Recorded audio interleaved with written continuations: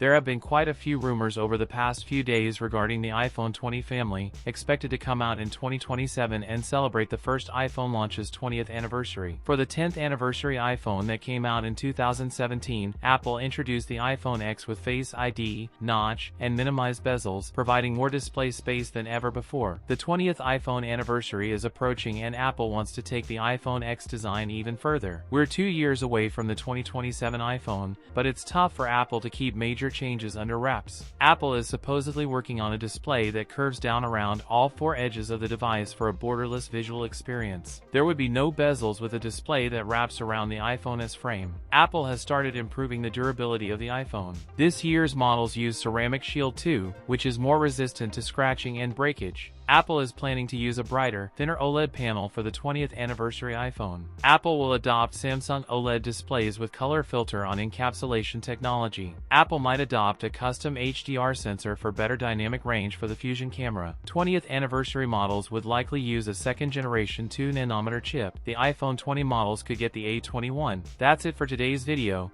If you enjoyed it, don't forget to like, comment, and subscribe for more content. Thanks for watching, and I'll see you in the next one.